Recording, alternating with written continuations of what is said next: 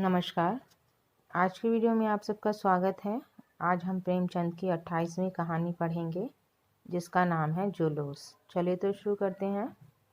पूर्ण स्वराज्य का जुलूस निकल रहा था। कुछ युवक, कुछ बूढ़े, कुछ बालक झंडियाँ और झंडे लिए वंदे मातरम गाते हुए मॉल के सामने से निकले।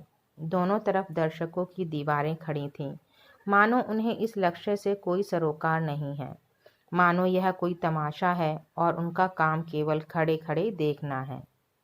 शंभूनाथ ने दुकान की पटरी पर खड़े होकर अपने पड़ोसी दीनदयाल से कहा, सब के सब काल के मुंह में जा रहे हैं। आगे सवारों का दल मार मार कर भगा देगा। दीनदयाल ने कहा, महात्मा गांधी भी सठिया गए हैं। जुलूस निकालने से स्वराज्य मिल जाता तो अब तक कब का मिल गया होता। और जुलूस में है कौन लोग? देखो, लौंडे लफंगे सिर फिरे, शहर का कोई बड़ा आदमी नहीं।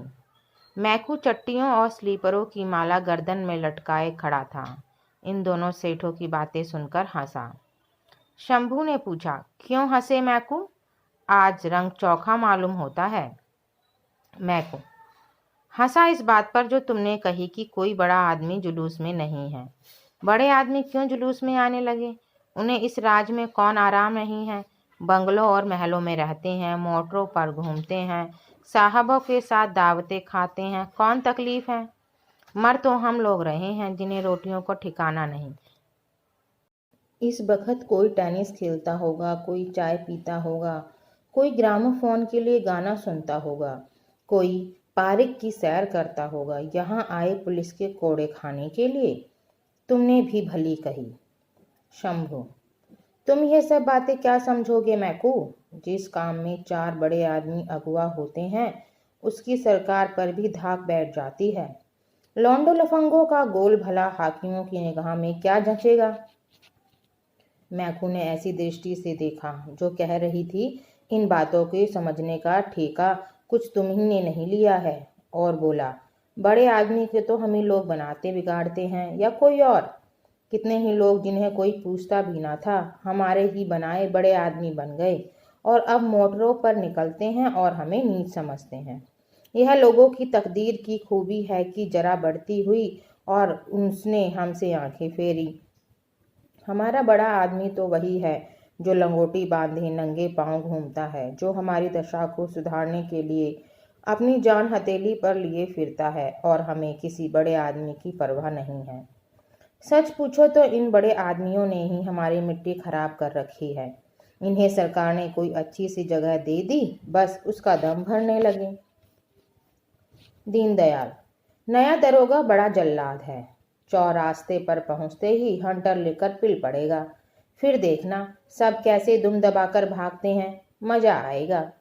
जुलूस स्वाधीनता के नशे में चूर चौरास्ते पर पहुंचा तो देखा आगे सवारों और सिपाहियों का एक दस्ता रास्ता रोके खड़ा है। सहसा दरोगा बिरबल सिंह घोड़ा बढ़ाकर जुलूस के सामने आ गए और बोले, तुम लोगों को आगे जाने का हुक्म नहीं है? जुलूस के बूढ़े नेता इब्राहिम अली ने आगे बढ़कर कहा, मैं आपको इत्मीनान दिलाता हूँ, किसी किस्म का दंगा फसाद ना होगा। हम दुकानें लूटने या मोटरें तोड़ने नहीं निकले हैं। हमारा मकसद इससे कहीं ऊंचा है। बिरबल, मुझे यह हुक्म है कि जुलूस यहाँ से आगे ना जाने पाए। इब्राहिम, आप अपने अफसरों से जरा पूछ ना लें? बिरबल, मैं इसकी कोई ज़रूरत नहीं समझता। इब्राहिम, तो हम लोग यहीं बैठते हैं, जब आप लोग चले जाएंगे तो हम निकल जाएंगे। बिरबल, यहाँ खड़े होने का भी हुक्म नहीं है, तुमको वापस जाना पड़ेगा। इब्राहिम ने गंभीर भाव से कहा, वापस तो हम ना जाएंगे, आपको या किसी को भी हमें रोकने का कोई हक नहीं। आप अपने सवारों, संगीनों और बंदूकों के जोर से हमें रोकना चाहते हैं, रोक लीजिए, मगर आप हमें लौटा नहीं सकते। ना जाने वह दिन कब आएगा जब हमारे भाई बंद ऐसे हुक्कामों की तालीम करने से साफ इनकार कर देंगे, जिनकी मंशा महज कौम को गुलामी की जंजीरों में जकड़े रखना है। बिरबल ग्रेजुएट था, उसका बाप सुपरिंटेंडेंट पुलिस था, उसकी नस नस में रोब भरा हुआ था। अफसरों की दृष्टि में उसका बड़ा सम्मान था। खासा गोरा चिट्टा, नीली आंखों और भूरे बालों वाला तेजस्वी पुरुष था। शायद जिस वक्त वह कोट पहनकर ऊपर से हैट लगा लेता तो वह भूल जाता था कि मैं भी यहाँ का रहने वाला हूँ। शायद वह अपने को राज्य करने वाली जाति का अंग समझने लगता था, मगर इब्राहिम के शब्दों में जो तिरस्कार भरा हुआ था उसने जरा देर के लिए उसे लज्जित कर दिया। पर मामला नाजुक था। जुलूस को रास्ता दे देता है तो जवाब तलब हो जाएगा, वहीं खड़ा रहने देता है तो यह सब न जाने कब तक खड़े रहें। इस संकट में पड़ा हुआ था कि उसने डीएसपी को घोड़े पर आते देखा। अब सोच विचार का समय ना था, यही मौका था कारगुजारी दिखाने का। उसने कमर से बेटन निकाल लिया और घोड़े को ऐंड लगाकर जुलूस पर चढ़ाने लगा। उसे देखते ही और सवारों ने भी घोड़ों को जुलूस पर चढ़ाना शुरू कर दिया। इब्राहिम दरोगा के घोड़े के सामने खड़ा था। उसके सिर पर एक बेटन ऐसे जोर से पड़ा कि उसकी आंखें तिलमिला गईं।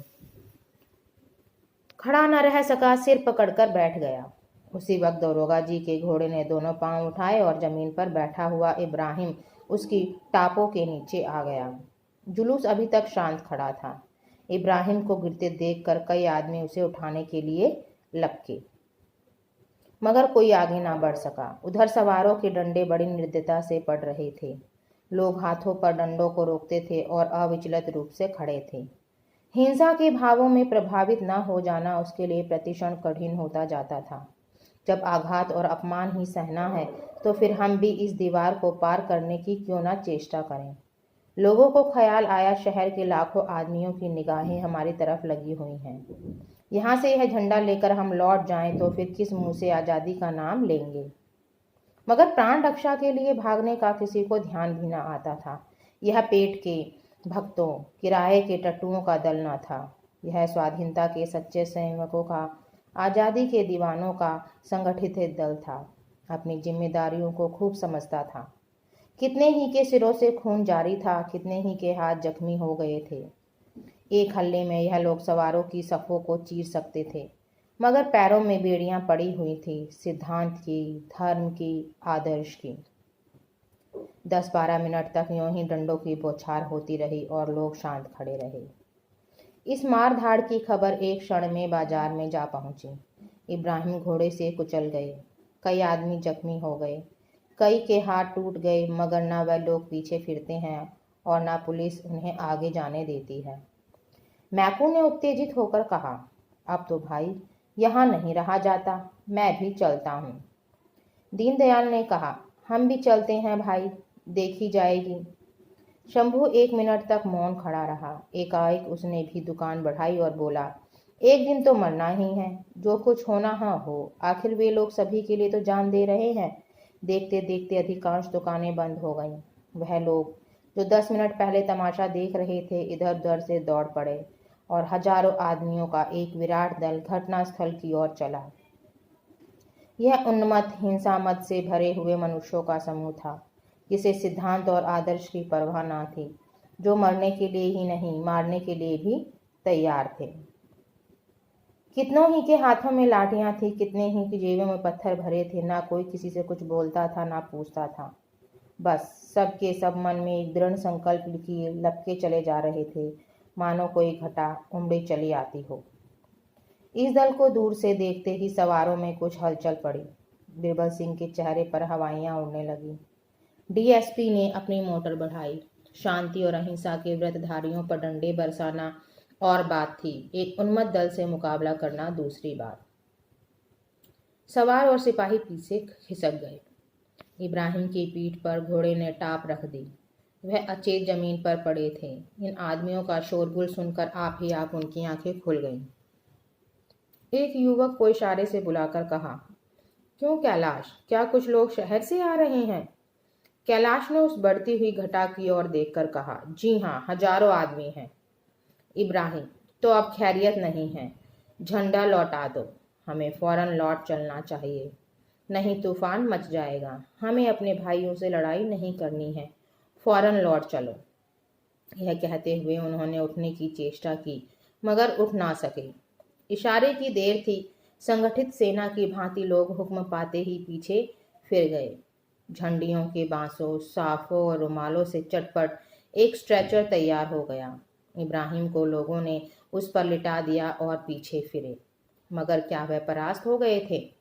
अगर कुछ लोगों को उन्हें परास्त मानने में ही संतोष हो लेकिन वास्तव में उन्होंने एक युगांतकारी विजय प्राप्त की थी।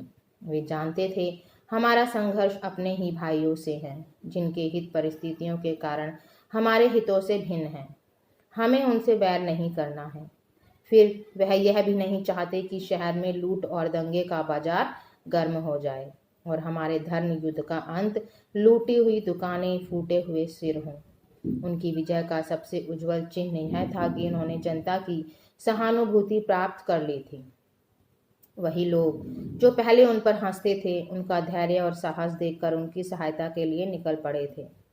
मनोवृत्ति का यह परिवर्तन ही हमारी असली विजय है। हमें किसी से लड़ाई करने की जरूरत नहीं। हमारा उद्देश्य केवल जनता की सहानुभूति प्राप्त करना है, उसकी मनोवृत्तियों को बदल देना है। जिस दिन हम इस लक्ष्य पर पहुंच जाएंगे, उसी दिन स्वराज्य सूर्य उदय होगा। 3 दिन गुजर गए थे। बिरबल सिंह अपने कमरे में बैठे चाय पी रहे थे और उनकी पत्नी मिट्ठन बाई शिशु को गोद में लिए सामने खड़ी थी। बिरबल सिंह ने कहा, मैं क्या करता उस वक्त? पीछे डीएसपी खड़ा था। अगर उन्हें रास्ता दे देता तो अपनी जान मुसीबत में फंसती। मिट्ठन बाई ने सिर हिलाकर कहा, तुम कम से कम इतना तो कह ही सकते थे कि उन पर डंडे न चलाने देते। तुम्हारा काम आदमियों पर डंडे चलाना है। तुम ज्यादा से ज्यादा उन्हें रोक सकते थे। कल को तुम्हें अपराधियों को बेंत लगाने का काम दिया जाए तो शायद तुम्हें बड़ा आनंद आएगा। क्यों? बिरबल सिंह ने खिसियाकर कहा, तुम तो बात नहीं समझती हो। मिठन बाई, मैं खूब समझती हूँ। डीएसपी पीछे खड़ा था। तुमने सोचा होगा ऐसी कारगुजारी दिखाने का अवसर शायद फिर कभी मिलने या ना मिले। क्या तुम समझते हो उस दल में कोई भला आदमी ना था? उसमें कितने आदमी ऐसे थे जो तुम्हारे जैसों को नौकर रख सकते हैं?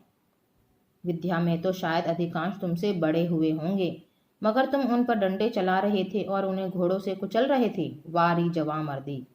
बिरबल सिंह ने बेहयाई की हंसी के साथ कहा, टीएसपी ने मेरा नाम नोट कर लिया है। सच? दरोगा जी ने समझा था कि यह सूचना देकर वह मिठन बाई खुश कर देंगे। सज्जनता और भलमनसी आदि ऊपर की बातें हैं, दिल से नहीं, जबान से कही जाती हैं। स्वार्थ दिल की गहराइयों में बैठा होता है, वह गंभीर विचार का विषय है। मगर मिठन बाई के मुख पर हर्ष की कोई रेखा नजर न आई। ऊपर की बातें शायद गहराइयों तक पहुंच गई थी। बोली, जरूर कर लिया होगा और शायद तुम्हें जल्दी तरक्की भी मिल जाए, मगर बेगुनाहों के खून से हाथ रंगकर तरक्की पाई तो क्या पाई? यह तुम्हारी कारगुजारी का इनाम नहीं, तुम्हारे देशद्रोह की कीमत है। तुम्हारी कारगुजारी का इनाम तो तब मिलेगा जब तुम किसी खूनी को खोज निकालोगे, किसी डूबते हुए आदमी को बचा लोगे। एकाएक एक सिपाही ने बरामदे में खड़े होकर कहा, हुजूर, यह लिफाफा लाया हूँ। बिरबल सिंह ने बाहर निकलकर लिफाफा ले लिया और भीतरी की सरकारी चिट्ठी निकालकर पढ़ने लगे। पढ़कर उसे मेज पर रख दिया। मिठन ने पूछा, क्या तरक्की का परवाना आ गया? बिरबल सिंह ने झेंप कर कहा, तुम तो बनाती हो। आज फिर कोई जुलूस निकलने वाला है, मुझे उसके साथ रहने का हुक्म हुआ है। मिठन, फिर तो तुम्हारी चांदी है, तैयार हो जाओ। आज फिर वैसे ही शिकार मिलेंगे, खूब बढ़ चढ़कर हाथ दिखलाना। डीएसपी भी जरूर आएंगे। अब कि तुम इंस्पेक्टर हो जाओगे। सच?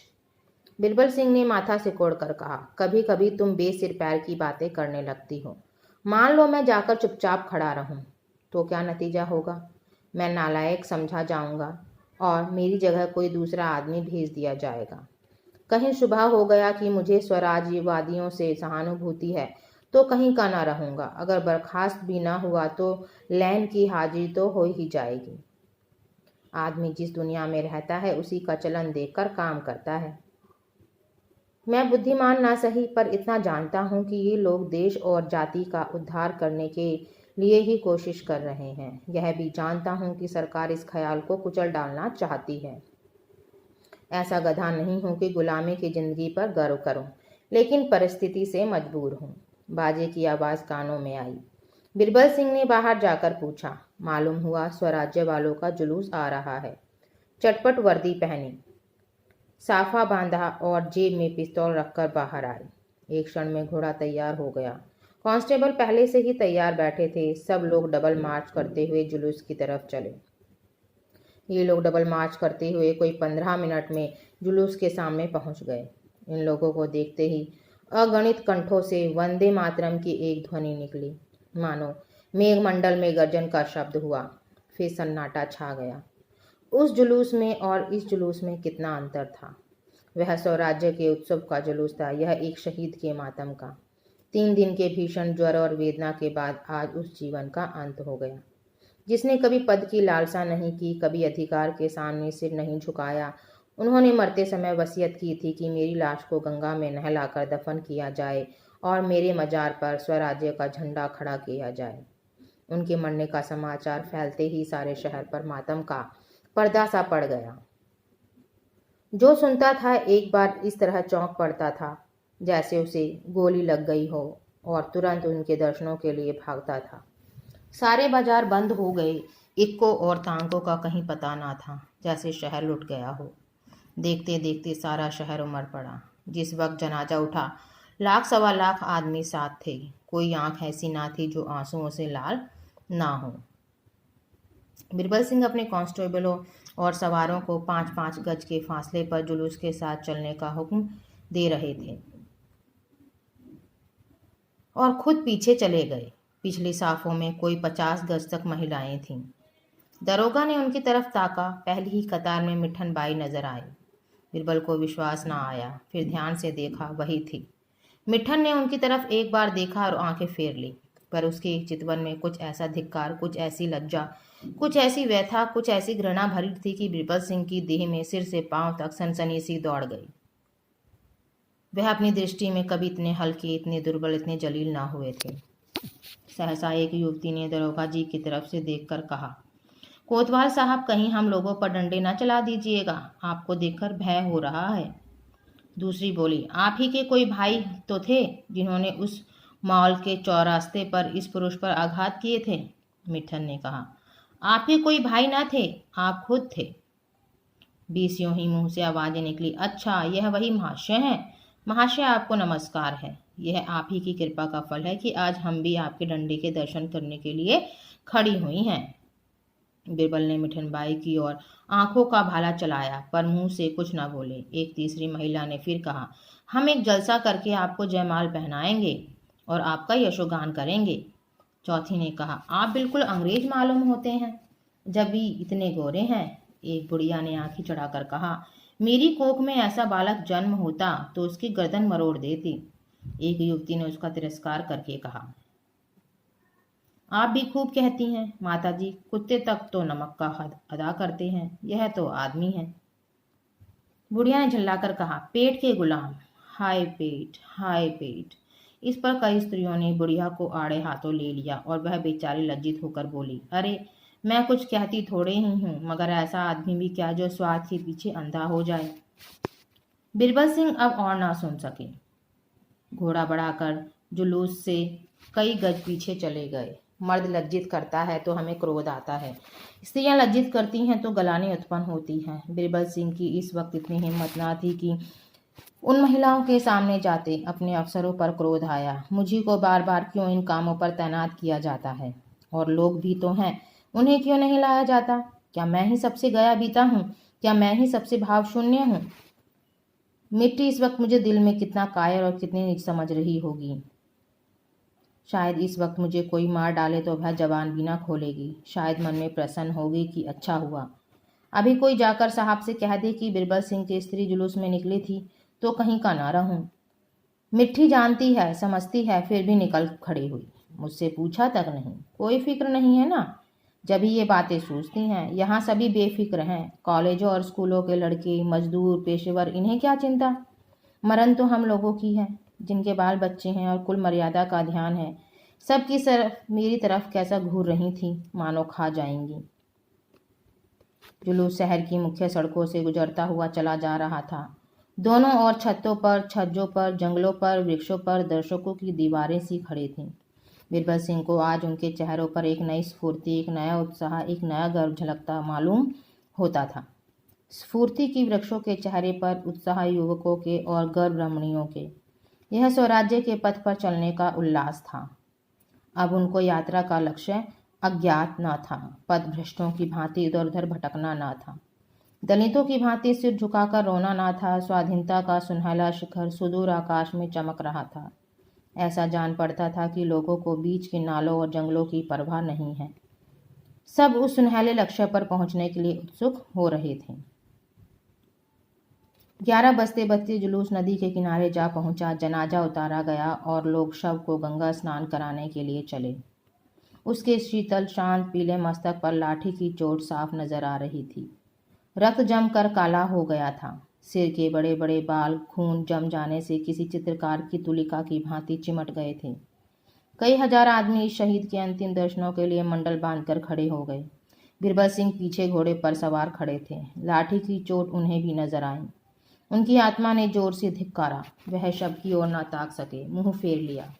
जिस मनुष्य के दर्शनों के लिए, जिनके चरणों की रज मस्तक पर लगाने के लिए लाखों आदमी विकल हो रहे हैं, उसका मैंने इतना अपमान किया। उनकी आत्मा इस समय स्वीकार कर रही थी कि उस निर्दय प्रहार में कर्तव्य के भाव का लेश भी न था, केवल स्वार्थ था। कारगुजारी दिखाने की हवस और अफसरों को खुश करने की लिप्सा थी। हजारों आंखें क्रोध से भरी हुई उनकी ओर देख रही थी, पर वह सामने ताकने का साहस न कर सकते थे। एक कांस्टेबल ने आकर प्रशंसा की। हुजूर का हाथ गहरा पड़ा था, अभी तक खोपड़ी खुली हुई है। सबकी आंखें खुल गईं। बिरबल ने उपेक्षा की। मैं इसे अपनी जवाबमर्दी नहीं, अपना कमीनापन समझता हूँ। कांस्टेबल ने फिर खुशामद की। बड़ा सरकश आदमी था हुजूर। बिरबल ने तीव्र भाव से कहा, चुप रहो। जानते भी हो सर्कस किसे कहते हैं? सर्कस वे कहलाते हैं जो डाके मारते हैं, चोरी करते हैं, खून करते हैं। उन्हें सर्कस नहीं कहते जो देश की भलाई के लिए अपनी जान हथेली पर लिए फिरते हैं। हमारी बदनसीबी है कि जिनकी मदद करनी चाहिए उनका विरोध कर रहे हैं। यह घमंड करने और खुश होने की बात नहीं है, शर्म करने और रोने की बात है। स्नान समाप्त हुआ। जुलूस यहाँ से फिर रवाना हुआ। शव को जब खाक के नीचे सुला कर लोग लौटने लगे तो 2 बज रहे थे। मिट्ठन बाई स्त्रियों के साथ साथ कुछ दूर तक तो आई, पर क्वींस पार्क में आकर ठिठक गई। घर जाने की इच्छा न हुई। वह जीर्ण आहत रक्त रंजित शव मानो उसके अंतस्थल में बैठा उसे धिक्कार रहा था। पति से उसका मन इतना विरक्त हो गया था कि अब उसे धिक्कारने की भी उसकी इच्छा न थी। ऐसे स्वार्थी मनुष्यों पर भय के सिवा और किसी चीज का असर हो सकता है, इसका उसे विश्वास ही न था। वह बड़ी देर तक पार्क में घास पर बैठी सोचती रही, पर अपने कर्तव्य का कोई निश्चय न कर सकी। मायके जा सकती थी, किंतु वहां से महीने 2 महीने में फिर इसी घर आना पड़ेगा। नहीं, मैं किसी की आश्रित न बनूंगी। क्या मैं अपने गुजर बसर को भी नहीं कमा सकती? उसने स्वयं भांति भांति की कठिनाइयों की कल्पना की, पर आज उसकी आत्मा में न जाने इतना बल कहाँ से आ गया। इन कल्पनाओं को ध्यान में लाना ही उसे अपनी कमजोरी मालूम हुई। सहसा उसे इब्राहिम अली की वृद्धा विधवा का ख्याल आया।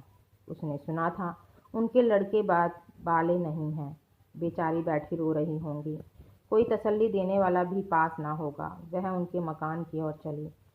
पता उसने पहले ही अपने साथ की औरतों से पूछ लिया था। वह दिल में सोचती जाती थी, मैं उनसे कैसे मिलूंगी, उनसे क्या कहूँगी, उन्हें किन शब्दों में समझाऊंगी। इन्हीं विचारों में डूबी हुई वह इब्राहिम अली के घर पर पहुंच गई।